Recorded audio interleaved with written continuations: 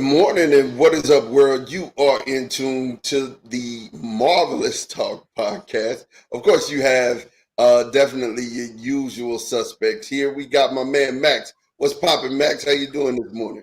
Doing good, man. Excited to talk about some Star Wars and some Marvel. Definitely trying to get at it. And of course, we got Big G. Big G, how you doing today, man? Man, what's cracking to the Marvelous fans, man? I'm still dealing with the bipolar weather in Ohio, but I'm gonna make it through, man. How can it be sunny and snowing at the same time? I just don't know. First of all, the weather's bipolar in Texas. We've claimed that it's trademark. Like Ricky Bobby said, trademark Ricky Bobby Inc. No, it's trademark Texas. That's real schizophrenic, rather. Uh, Definitely. Hey, man, if you like what you're hearing, make sure you like and subscribe. You can like on Facebook, subscribe on Twitch, and also on YouTube. So every time that we're going live, you will definitely get that information and be able to rock with us. But before we get into this, we definitely like to get us started this way.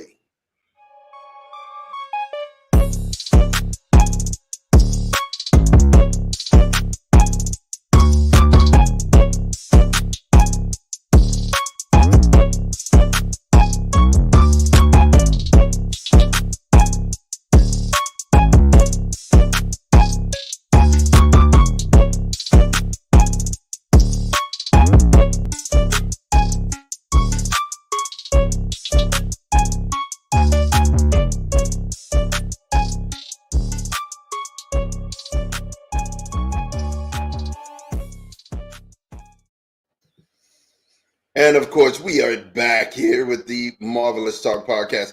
And man, we spoke about this a little bit. We talked about it just a smidge on Wednesday night. But I definitely wanted Max to dive in a little bit more and not just talk about the trailer, but what we know about Obi-Wan in the books, man, and kind of where we could kind of see this thing going and how it's playing out in the special here on Disney Plus.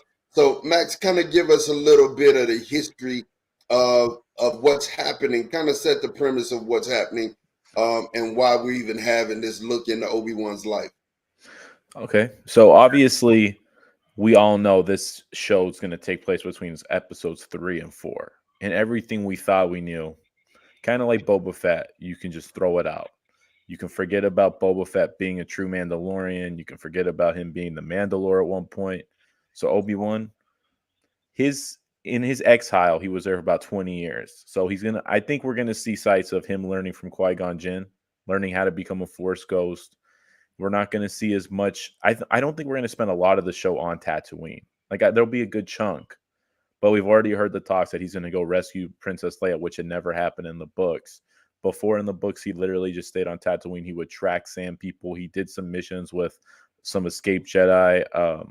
Can't remember his name. I'm sorry, but he really stayed primarily on Tatooine. And now I feel like he's going to explore. We're going to see the brothers, the sisters, the Grand Inquisitor. We're going to see all that. And it's just going to open up the world for more Obi-Wan Kenobi. And this is a limited run. So it's going to be a lot of action-packed episodes, in my opinion. Mm-hmm. And as far you said that it won't incorporate with the books, talk to me about a little bit about what the books told us about this time in between with Obi-Wan. So basically what he would do is, 1, he would learn how to become a Force ghost with Qui-Gon Jinn. 2, he would obviously stay and watch over Luke. And even though Luke's uncle Owen did not want him around, because he knew when Obi-Wan goes, there's going to be trouble. So what he would do is he would spend time. He would think about what happened with Anakin. He would fight. He would hunt Tusken Raiders. He would track them. And a few escaped Jedi, because Obi-Wan and Yoda aren't the only Jedi out there. There's a lot of Jedi who escaped the Great Purge back in the day. So we're going to maybe see some Jedi. And what Obi-Wan would do is he would help. Go ahead. How is that even possible that more Jedi? I mean, from the way that the movies depicted it, all of the Jedi were fighting at this point. So they were all in one spot, except for the younglings that were at the temple. Well, there was some Jedi back in the day that were just not really associated with the temple. There were things called like Jedi who married, who had secret, like they were just like Jedi who lived out in the open. They were all like kind of disconnected. It was like a different sect of Jedi. And there's some Jedi who were just kind of off on own missions without clones. And back in Right. the day, there was a couple of Jedi who didn't even trust the clones and only fought with special militias. That's how they escaped the Great Jedi Purge. And obviously, they've changed it when Disney took over. Right. Makes sense. Yeah. Makes sense. Yeah. So there are, I mean, because they gave you the feeling that Yoda and Obi-Wan were the only two that actually survived, right? Especially because when he put out the messages, now he did say that let's put out a message on a different frequency, telling all the other Jedis to stay away. So I mean, yeah, I mean, they left that door open, but definitely at this point, seeing him get off Tatooine and go on rescue missions, I think that would be dope. And rescuing Princess Leia, I think that would definitely be dope. And I think we're going to see that. We're going to see, say, Senator Bail Organa. The Jedi's name he did the missions with was Ferris Olin, who we might see in the show, we might not. I just think when they basically wipe away all the canon, they have a blank slate. So they can tie it in. And obviously, we're going to see a lot of Darth Vader. Right. So that'll be a big surprise. And not a surprise, a big, like, how are they going to incorporate Anakin into this whole story? Yeah. Or just some of Vader. I mean, how can you have one without the other? Yeah, they're parallel. Vader and Obi-Wan are like parallel characters.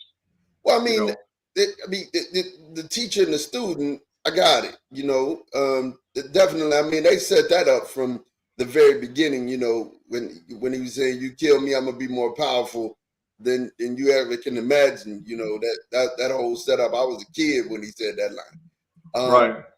But I'm just saying, man. I mean, do you honestly believe we're gonna see a lot of Vader? Honestly, do you think we're gonna see a lot of Vader, bro? Yeah, I'd say at least for 2 episodes, possibly 3. And you got to remember the Vader. So you got to remember the Vader that happened between 3 and 4 was the Vader, the raw, uncut Vader.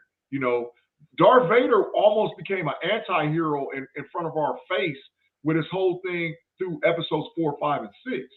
So we're going to get the raw, uncut version of Vader that's still like a hate monger, super feeding off hate energy. You know, because he was lied to by Palpatine, basically saying that he didn't even know he had kids. You know, he doesn't even find out who Luke and Leia actually are till The Empire Strikes Back. So now I think you're going to see this guy, this vengeful thing, because remember, his hate was fueled by the relationship that Obi-Wan had with his girl. He hated that, you know, and so that was this whole thing. Like, I got to separate Obi-Wan away from her because I need to have her all on to me. So that's what it was. That was fuel to the fire. G, are you? Is this the books? Because in the movie, you know, Hayden Christensen, you know, was upset at Obi-Wan because he felt like, you know, Palpatine told him a lot of, you know, he's holding you back, he's jealous of you, you know. Right. What I mean?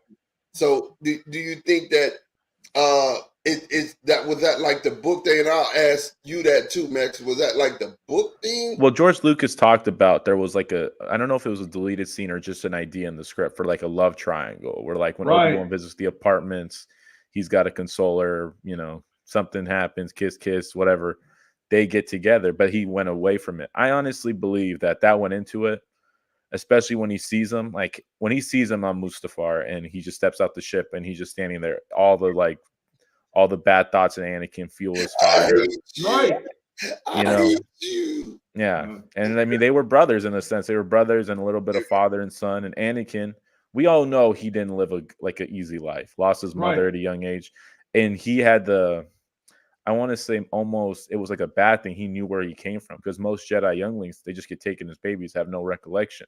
There's only been a few, like Count Dooku knew he was the Count of Sereno. Right. And then Anakin knew my mother's a slave. I'm from Tatooine. I know this because he started off super late in the process of becoming a Jedi. Right. And that's what a lot of the fears were of him starting. Right. Right. They normally don't do with younglings. Like you said, Max, they take them when they're babies. So that way they have no memory because they know, so you have to understand this too. And I think this is where the story of Obi-Wan is going to play out even more than what we realize. That they're going to expand the whole ideology of what a force-sensitive being actually is. I really think they're going to play on that because they're not really Jedi and they're not really Sith. They're force-sensitive, right? And so they have to make the decision. It's almost what we saw play out on the screen with Goku, right? Goku had to choose, like, am I going to follow the Mandalorian stuff or am I going to follow being a Jedi? And he had to make a decision. And the dangerous part was he was already attached to the Mandalorian. So he was like, no, I got to go back to where this was. That's why they take him at such a young age, because they don't want any attachments, because they know if there's some attachments, then that can lead to bad stuff and bad things happen to them. So that's why I really think that you're going to play out on the Force-sensitive ideology in the show. Yeah, and just building off what you said, they've already touched on it with Ahsoka. I'm not a Jedi. Right. That's why I won't train him. I'm not a Jedi. And honestly, there's a lot of reasons the Jedi were flawed. Maybe attachments can be a good thing. But I think oftentimes in the show, they've shown it to be bad. They showed, oh, look, Anakin fell to the dark side because he had an attachment. But what if those attachments weren't so taboo and he could actually love and not worry about, like, what happens when someone dies? Because, in a sense, Obi-Wan and Anakin had an attachment. Right. Like, it was brothers, but it wasn't romantic in any type of way. Right. I was going to say, even Qui-Gon and Obi-Wan, same kind of thing. You know what I mean? There was an attachment. Not only was there an attachment, Qui-Gon saw himself in Obi-Wan, right? And there was a little bit, and I think Dooku even commented about it. There was this little bit of a deviation from traditional Jedi teachings inside of Qui-Gon, right? And that was what Dooku was trying to connect with to pull him out and separate from the Jedi Order. But I think, and if there's anybody, and this is a sidebar, if there's anybody that I definitely really want to see more of, is Qui-Gon Jinn, bruh. I really want to see more of Qui-Gon's story. Him and Mace Windu. I think that would just be so. If they would do those stories, I would love to see a Qui-Gon and a Mace Windu. If instead of going back, kind of building on the story we already know, expand on that. About those. I think that would be good. What you guys think about that? I think they've opened that door of just going back a little bit, because we've seen flashbacks in The Mandalorian when they see the battle droids and see how he became a foundling. Yeah. So, and I think in this show specifically, there's going to be at least one Anakin Obi-Wan flashback where they're both, and they're young before Anakin, turned into a marshmallow on Mustafar, had no limbs. You're going to see that. So why can't you see an episode where Qui-Gon Jinn makes an appearance, maybe as a Force ghost, maybe in a flashback? And then once you start opening up the door with the flashbacks, we saw it in Boba Fett the whole time. A lot of the show was flashbacks. It was, hey, we're in the Tusken camp now. We're going to rob a train. Here we go. So why can't that be the case? And once we get these flashbacks, then you can kind of build the show. You can go back in time, because a lot of the shows, Mandalorian, Boba Fett, were after episode 6 and between 6 and 7. Correct. But now we're going way back in time between 3 and 4. So why can't we do a show between 1 and 2, 2 and 3 before episode 1? And I know episode 1, pre-episode 1 stuff's coming with the High Republic and all that good jazz. So I think we're going to see a bunch of it, Mod. Yeah. I think force-sensitive things, like I said, is going to be the draw, because we're going to get Yoda. And Mod, I'm in 100% agree with you. I think they should have a show straight up. Like, they're going to do a series on Mace Windu. If they're going to do a series on Qui-Gon Jinn. Like how you got Obi-Wan Kenobi, the Mandalorian, Boba Fett. Okay, let's do one on Yoda. Let's do one on Qui-Gon Jinn. Let's do one on Mace Windu.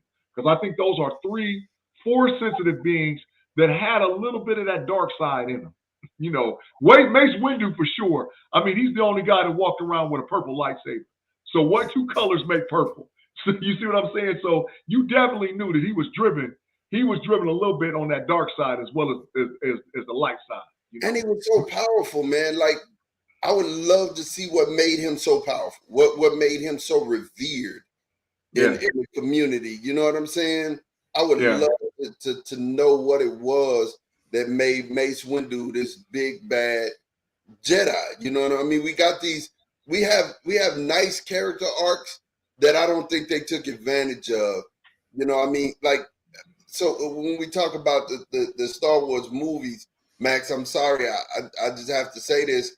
The one where, we know Princess Leia told us they got this information at a great cost. A lot of people had to die to get this information. Right. I feel like we had to see a whole movie on it. Like, I mean, for what? You know what I'm saying? For what? Sometimes it's just nice to know what happens. Like, you want to know what happens, so here you go. We know Mace Windu's a badass. Why you need to see how it happens? Yeah, but I That's was what right. comes back to you. think it was Right. better to see Mace Windu than to see a whole planet crashing on. I mean, I did. Dude, all if you of can make a successful movie and you know everyone's gonna die at the end, you do it. Like, it was, and they're gonna make a show based off one of the characters. I'm saying this is why it's tricky. The same thing, like Rogue One and Obi-Wan share the similarity. We know where they're gonna end up. Right. So how do we get there? And if we can get there and get people invested in it, that's what makes it special. Rogue One, maybe I've watched it one time. There's another one of those movies where I've watched just one time and was like, Well, you know, have a bad track record, so you've already lost all trust in everybody from you hating Captain Marvel. oh my God, Well, One time watch. Yeah. Novice. Captain Hey. Marvel. That's right. Hey, but listen, Marvel actually already did it too. Marvel copycatted it. We know that Thanos goes to the planet to get the stone and blow the planet up that Nova's on. We know that Nova's going to be a character in the MCU. But how in the world we got to that point, we don't know. So that's the same story that's in the Star Wars situation, where we know that the planet's going to get blown up. We know that it was a great cost to get all the information to Princess Leia, but the story that was told in between was Rogue One. So that's how I'm saying it's a copycat thing. You're going to see that play out right on Marvel, just like how you did in Star Wars. Solo was better than Rogue One. I enjoyed Solo way better than I did Rogue One. And I was mad that I went to the movies to see Rogue One. I was sitting there at the end like, you know, so Chris, my son, who you know by name, he hates this movie called Dead Presidents. I love Dead Presidents, right? But he hates it. The reason why he hates it is he started believing and feeling for the character all the way through, and he was like, man, I just wanted him at the end to make it through, right? And it's the same feeling I got with Rogue One. I started feeling for the two characters, and they had so much hardship on them, and they just sitting there on the beach watching the whole planet collapse on. I wanted more for them. I wanted more to happen for them at the end, man. I just, you know what I'm saying? One of them to survive. To think about the other one. How did you, as a grown man, fall into the trap that you thought they were going to make it out of that planet? That's all. We already the writing knew. was all on the wall. They weren't making it out. Right. We already knew. We saw in Star Wars that the planet get blown up. We saw it. I wanted them to make it out. Well, they're having a show based on that. Like one of the characters, like was it Caspian or something? I can't. Yeah, Caspian. Caspian's the name of the character. Absolutely, it is. And like I said, we knew from the time we was kids when we saw Star Wars and Princess Leia was getting held back, and you saw them turn the Death Star towards the planet and just blow it up, and the CGI sucked. We knew that happened. So how he got drawn in to think something different was going to happen, I don't know. I don't know. He's just a dreamer, Ahmad. So we just got to let him dream. He has his dreams. Yeah. I really wanted to dream. I wanted it bad, Max. I wanted it bad. I wanted it bad. But honestly, I think I would love to see a Mace Windu, spinoff or a Qui-Gon Jinn. Qui-Gon was nice. Or you know what? Not only him, Darth Maul. I think it would be dope. Well, they teased him at the end of Solo. He might pop in somewhere. He could pop in here, even though he kind of dies in Rebels. But we'll see. Yeah, I mean, Darth Maul is all right. You know, we know that he was a Sith. I don't think they're called Padawans, but he was a Sith apprentice. He was an assassin, is what they always called him, a Sith assassin. But I don't think he was a character, like a storyline character. But I know that Mace Windu could carry a story. I know Mace Windu, you could do a 7 to 8 episode show on Disney Plus, and everybody would watch it. I know also too that if Qui-Gon Jinn, if you did a 7 to 8 series show on Disney Plus, everybody would watch it. There's no doubt in my mind. I want to wrap it up with this. This is probably the most anticipated Disney Plus Star Wars show. Like when Mandalorian came out, no one really knew what to expect, and then wow, it Right. blew away the Agreed. expectations. So when Agreed. season 2 came around, but everyone who's ever seen Star Wars, you might have just seen one, knows Obi-Wan Kenobi. It's not Right. like who's this character, who's the Mando, who is he? No one knows him. No one Right. knows the man. Most people don't know Mando's name is Din Djarin, Right. but everyone knows Obi-Wan. Ewan McGregor is a A-list star. So I think this is going to be like the show that gets a lot of people back into Star Wars if they're Oh, not Right. already there. Agreed. I totally wholeheartedly agree. I wholeheartedly agree. And you brought it back full circle. Definitely Obi-Wan is coming in May. We're gonna have more definitely more stories, and they'll probably end up releasing another trailer, because I think we all wanted more from that trailer. And then just hearing, Darth Vader's breathing at the end of that. I mean, and we I know played that 20 times for my sister. She couldn't hear the breathing, and I wanted to like slap her. I was like, "Can you not really hear it?" And then she finally grasped it, and then she's like, "Oh my god!" I was like, Yeah. It's Vader, man. Vader. Vader in the suit, ready to haul Obi-Wan out. He wants to kill him. well, it was He's the crazy. rage monster. He's Yeah, the rage just monster. crazy monster. I mean, he had the high ground. He should have stayed, and he made him a little stubby. He made him in a little stubby. He had no legs, no arms. He was So last thing I just want to say about that, you got to remember, like I said, when we saw Darth Vader or Anakin Skywalker get turned into little stubby, right? What kept him alive was his rage and his hate for Obi-Wan Kenobi. That's what kept him alive. He should have been dead, because when the Emperor Palpatine ran up on him and he was like, "Oh, he's still alive, and they put him inside that little robot thing and carried him off. He couldn't believe that he was still alive, because he knew, man, you get your legs cut off and your arm cut off by a lightsaber, it's curtains. But what kept him alive is his hate for Obi-Wan Kenobi. When I'm saying Vader hates Obi-Wan, Vader hates Obi-Wan Kenobi. Hey, Right. the funniest thing to me was watching the Emperor laugh after he told her. He was like, "Where's Padme?"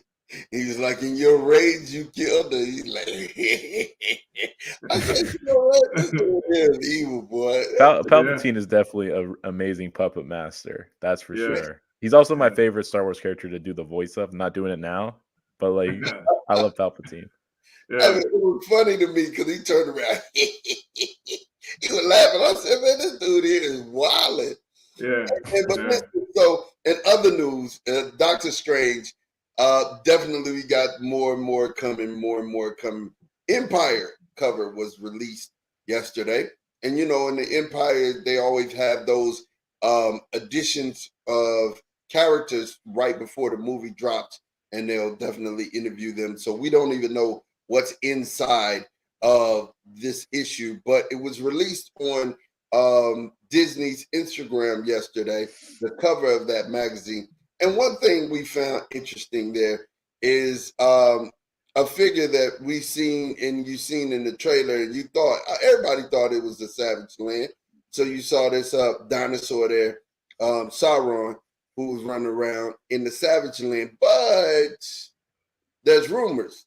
Now everybody is because it's now on the cover of Empire. They have in this actual cover that they have in the poster that you see him you see the dinosaur actually right there next to Strange. A lot of people are saying because it's there, it's a named character. It's not just some random thing that you see in the movie, right? And so if it was a named character, they're getting off of the Savage Land and saying that it's devil dinosaur again, was it? Yeah. Devil Dinosaur. That's what they say it is. So what do you guys think about that? First of all, Max, how you feeling? Do you just believe that this is just the Savage Land and it's misdirection and everybody's reaching and we're looking for Mephisto again?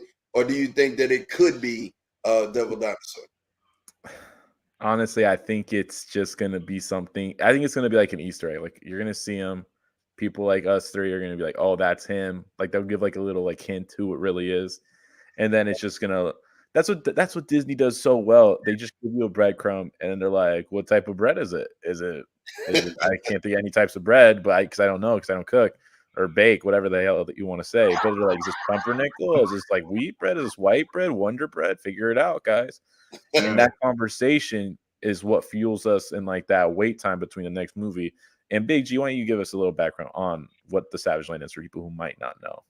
Okay, so first of all, I'm calling BS for what they say it is and not. You know, I think that it's one of those snippet scenes that it might be in the movie and might not be in the movie because they've had so many reshoots. But I do believe that dimension or that area or that place is the Savage Land. I really do believe it. And I also believe that if you look at the poster depiction, I think the eye that you see, the reptilian eye that's at the bottom of the screen, that is the Eye of Sauron. For y'all that don't know, the Savage Land and Sauron are like huge as far as setting up the play on what our beloved and famed characters are. These guys right here to my side is the X-Men. You know, everything from Kazar to Kazar's Wild Lion or Wild Tiger to Sauron to Mr. Sinister to all the different things that you know about the Savage Land. That Sauron is probably the main character that's tied to that area.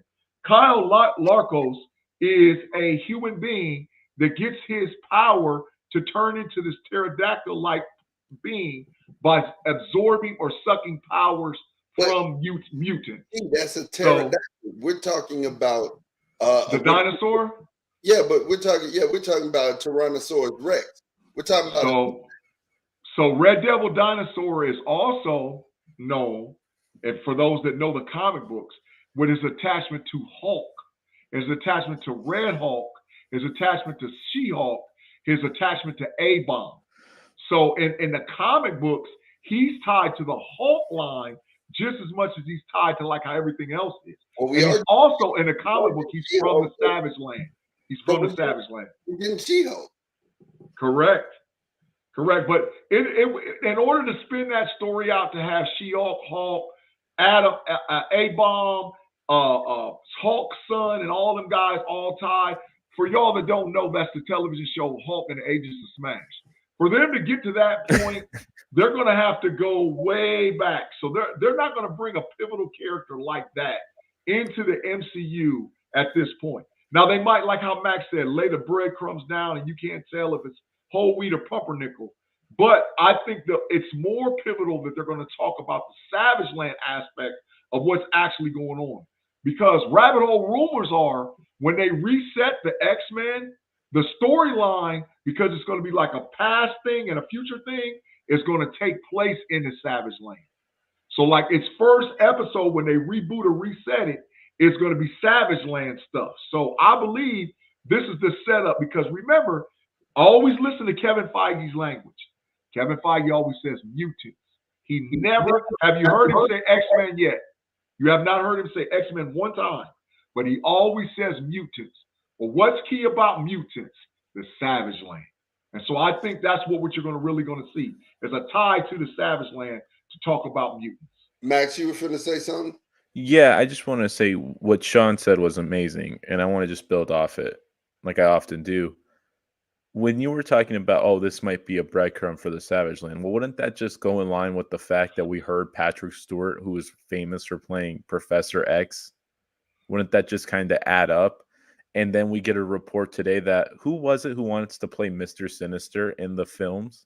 It was some very well-known actor who wants to play Mr. Sinister.